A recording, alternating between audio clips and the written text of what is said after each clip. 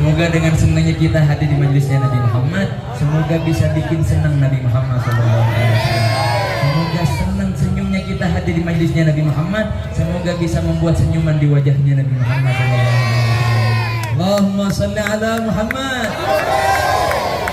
Senyum, senyummu, senyum untuk saudaramu, senyum untuk saudaramu adalah sedekah, adalah sedekah, adalah sedekah, adalah sedekah. Senyum, senyummu, senyum untuk saudaramu, senyum untuk saudaramu adalah saudaramu